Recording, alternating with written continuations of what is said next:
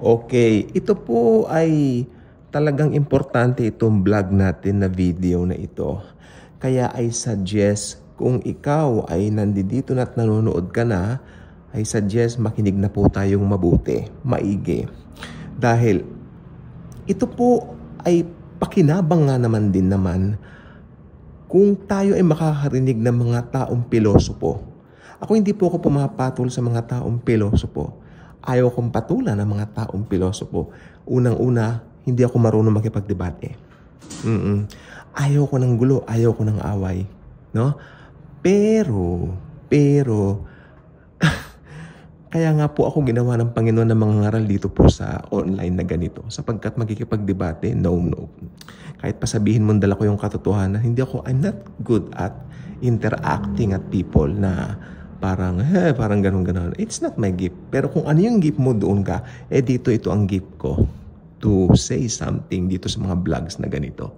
Okay, ano po ba sasabihin ko? Kasi ganito po yon regarding sa pagpapapugot ng ulo sa tribulation. May nagsabi ba naman, kung God of love daw yung ating Diyos na pinaniniwalaan. Kasi di ba, kasi hindi sila naniniwala sa dispensation itong mga taong nagsasabi nito sa akin. Alam niyo, naniniwala sila na yung buong Bible daw, makinig pa mabuti alam niyo, sabi nila, yung buong Biblia daw, yan daw po ay iisa. Wala raw po tayong dapat ilaglag. O yan, no? Actually, isa po siyang Amerikano po siya. May GC kami at ayoko ibigay yung GC inyo. Huwag na pong patulan. Masyado siyang harsh. It's so hard to interact with those kind of people na may saradong utak.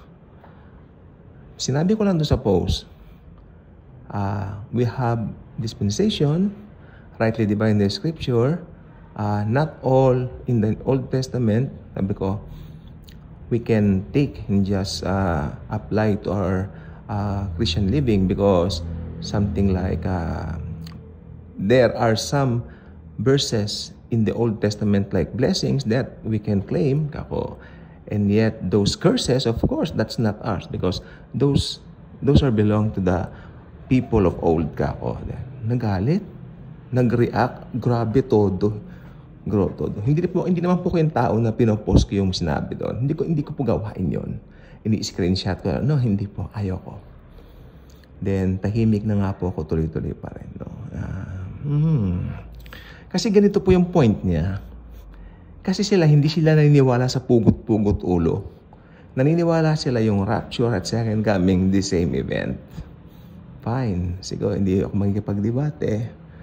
Pero ang point niya, kung naniniwala daw tayo na God is love, bakit daw sa tribulation, hahayaan daw ng Diyos yung mga magiging born again na mapugutan? Hindi ba kung God is love daw, dapat hindi gayon. Dapat nandun pa rin yung faith.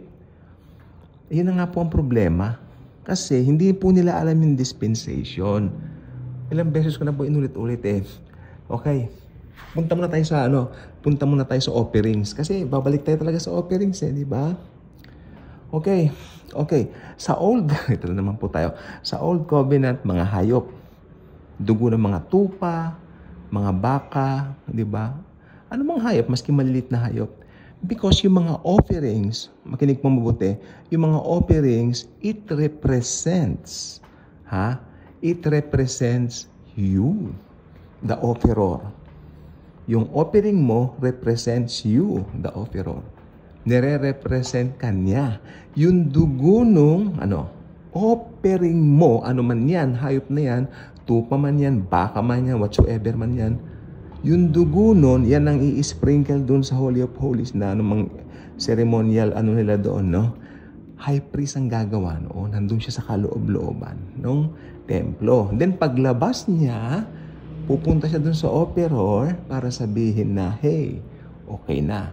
Pero wag ka. Pag may nakita siyang blemish or palpak doon sa offering mo, pababalikin ka. Maghanap ka ng bago mong offering. Yung walang blemish, unblemished. Ang hirap, Hindi po ba ang hirap? Ang hirap-hirap. Hirap talaga. Thank God, God the Father sent Jesus Christ. Ito po yung si Jesus na buhay ng 33 years. At alam niyo ba si Jesus Christ, He was born to die. Pinanganak siya para mamatay sa cross. Kaya nung si Jesus nakabayubay sa cross, sumigaw siya, tetelestai, it is finished. Kaya yung kanyang kamatayan sa cross, yun po ang ating perfect offering. Makinig po kayo, it's not an offering only. It's a perfect offering. Ito po, napakapalad natin. Ito po tayo. Ito po tayo. Church age. Diba? Basahin niyo yung John 3:16 tsaka John 3:17. Ang ganda rin ng John 3:17. Ang ganda rin ng John 3:17 kasi doon pinapakita wala nang paghatol sa mga nanampalataya sa Kanya. Kaya hindi siya pumunta rito para hatulan ang mundo. Pumunta siya para iligtas ang mundo, di ba? Okay, yan. Pasok na tayo dyan. So ngayon, nabuhay siya after nung mapako siya. Alam natin yun, nabuhay siya for 3 days. Ngayon, namamagitan na po siya sa atin. Church age po tayo. Church age pa rin po tayo ngayon. O ngayon, tanong ko po kayo, ano ang katapusan ng church age? The rapture. Hindi pa po nagra-rapture, di ba? O ayan na. Okay. Let's say, bukas rapture na. I hope bukas rapture na. Sino bang may ayaw? O ngayon, pag nag-rapture na po, sino ang mararapture? Lahat ba ng mga nag-aangking Kristiyano na Kristiyano sila? Hindi. Ang mararapture lang, ito na, siramplaka na naman ako. Ang mararapture lang ay yung mga Kristiyanong hindi nagmamalaki ng kanilang sariling gawa. Yung mga Kristiyanong naglagak at nagtiwala laang sa finish work ng Panginoong Hesukristo sa krus ng Kalbaryo. Yun ang mga mararapture. Taliwas doon sa mga ito, yung Amerikanong malamang na ito, kanya, yung self-righteousness sila.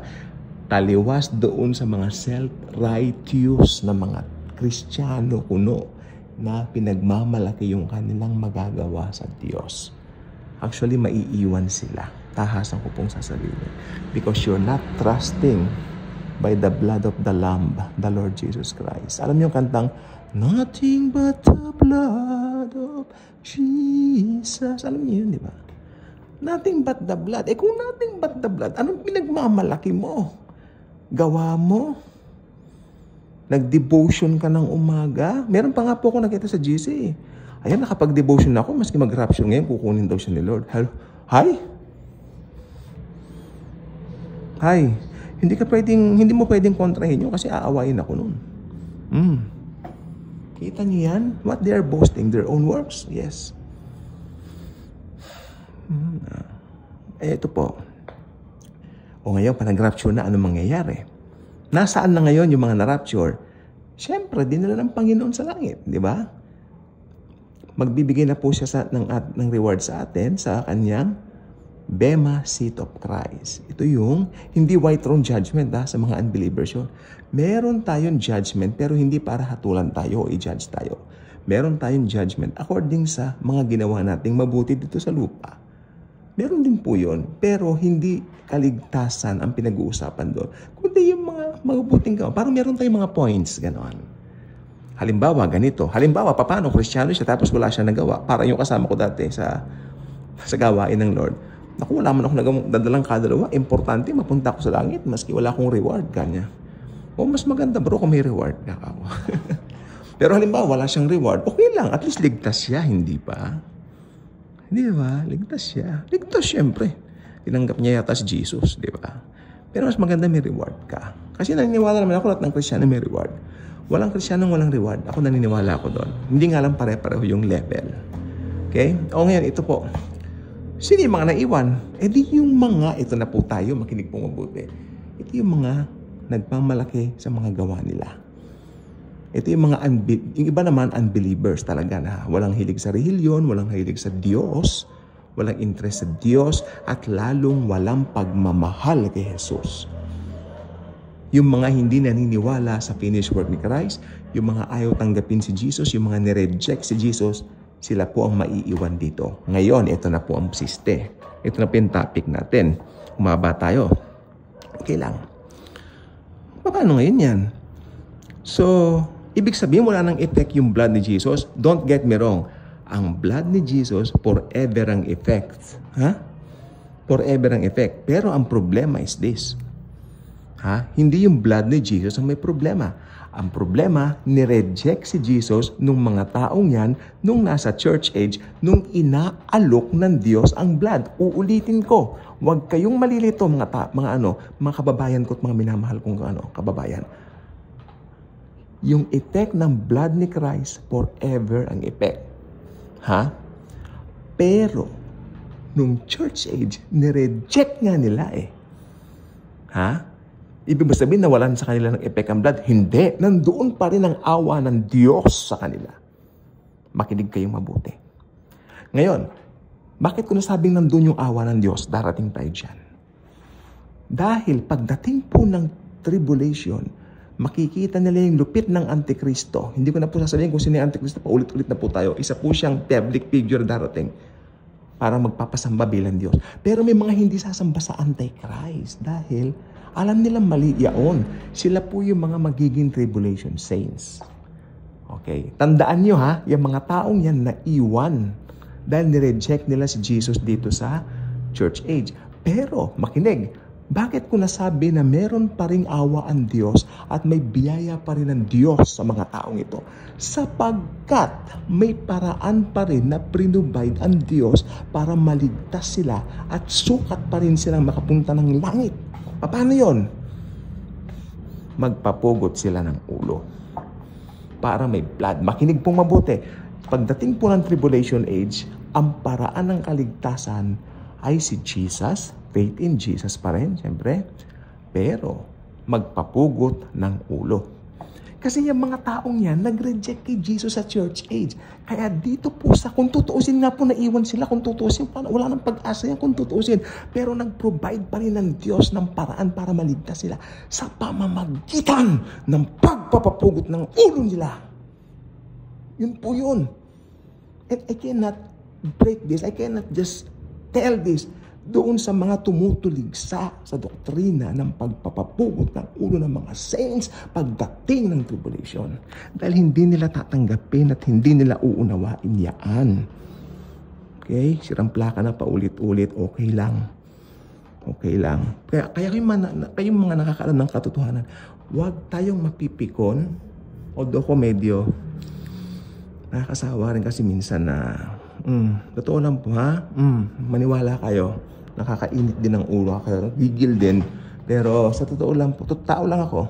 Pero sa totoo lang po, nandun pa rin yung habag ng Diyos para, sabi niya, anak, just keep on preaching, just keep on sharing. Yes, Lord Jesus, you're the boss, you're my boss. Lord Jesus. Actually, ang dami kong ginawa nito, tapos nakakita ako ng gano'n. Ang dami kong iniisip ng araw na, tapos makakita ka ng mga gano'n. Di ba? Okay lang po. At least nag-lead naman ito para gumawa ako ng ganitong video para makapag-share ako sa inyo, madagdagan ang kaalaman ninyo. Natin, pati po ako. I'm not excluding myself na parang galing-galingan ako. I'm not like that. Si Jesus ang boss ko. Si Jesus ang lahat-lahat sa akin. Ginagawa ko ito dahil kay Jesus. Hindi ko magagawa ito sa ganang akin laang. Amen? Ayun. So, yeah. So, sa biyaya ng Panginoong Jesus, dahil na mabuti siya, may provide pa rin siyang way to save those left behind people during the tribulation. That is true beheading. Pag-ibig pa rin yun ng Diyos. Kung iisipin nyo, pag-aralan nyo mabuti, yung pagpapapugot during the tribulation age, yan ay pag-ibig pa rin ng Diyos. Wala nang pag-asa yung mga yan, naiwan na nga yan Pero dahil mabuti ang Diyos, hindi niya papabayaan yung mga gustong bumalik, gustong makilala siya during the tribulation. Kaya nangyari, pag nagpapugot sila, diretso sila sa langit, mapapasa niyo po yan, may nakalagay po sa Bible na sila mga pinugutan dahil kay Jesus. Ano ba? Doktrina ko ba yan? Hindi. Doktrina ng Diyos yan. Grace is not a doctrine. He's a person. His name is Jesus. Okay, so yun lang pong gusto ko sabihin. Hindi po ako galit Ako po ay expressive lang. Pakinggan nyo sana itong vlog. Huwag nyo pinuputol-putol yung pakinig. Ito, I think 15 minutes ito. O, yan. O, tapusin nyo naman yung 15 minutes. I-share nyo naman itong mga videos natin dito sa Daily Good Vibes. Dahil maraming makikinabang nito sa buong mundo ng mga Pilipino. Dahil ito po Tagalog itong video ko. Mga Pilipino lang pong target ko naman na makarinig nito. Mga English po, tsaka na po ako gagawa niyan. Pag medyo marami na tayong followers. Para mas ganado naman akong gumawa, di ba? Siyempre naman, creator din ako, content creator din ako, no? Di ba? O, padamihin niyo to, gagawa kong English. Promise. Promise. Joke. Pero kung tutuhanin niyo, hindi na po joke. Hi, okay, so thank you, Jesus. So, ayun, just be thankful every day na alam natin yung truth. Una-una saved tayo, born again tayo. At higit sa lahat, nasa grace tayo. Malaking bagay yan. Ha? Iba yung na-born again ka, iba yung nasa, alam mo yung grace talaga. Kasi maraming nagsasabi, born again sila, pero law. Dumalakad sila sa law. Dumalakad sila, do this, do that, do that. Paano ka? Hirap kaya nun. Sampal sa mukha ng Panginoong Hesukristo at ng Diyos ang mga ginagawa nilang sinasabi nila yung mga words nila. Kasi self-righteous self-righteousness. It steals your joy. To enjoy Jesus. To enjoy His grace. To enjoy the fullness of life. Hindi nyo nakalagay sa John 10:10. Diba? Ang magnanakaw dumating para magnakaw, pumatay at mamuksa. Subalit, I came, to give you life and life to the fullest. Oh, maliwanag pa sa sikat ng araw yan. Si Jesus Christ hindi pumupuksa, nagbibigay ng buhay. Oh, Jeremiah 29:11, paborito natin yan. For I know the plans I have for you. Plans to prosper you and to give you a future. Oh, sige nga. Ba? Oh, bonggang-bongga. Ang ganda, di ba? Oh, ano bang puso ng Diyos sa atin? To give us a future. Tayo mga nasa church age yun eh. Pero although ito aminin ko po, medyo nakakaawa yung mga aabutan ng pugot-pugot ulo during the tribulation. Kasi kabag-habag sila. Kalain mo, magdidesisyon kang papugot ng ulo. Nanay, di ba? Katakot. Ganun yan. Pero alam niya, meron silang courage to shout the name of Jesus Christ. Okay, so mga bayani sila. Palakpakan naman natin yung mga magiging tribulation saints. Okay po, yun lang po. At may pinapanood kasi ako sa YouTube. Gumawa ako ng vlog. May magandang movie na pinapanood ko. So, tatapusin natin. Malapit na matapos. Bye-bye. So, God bless everyone.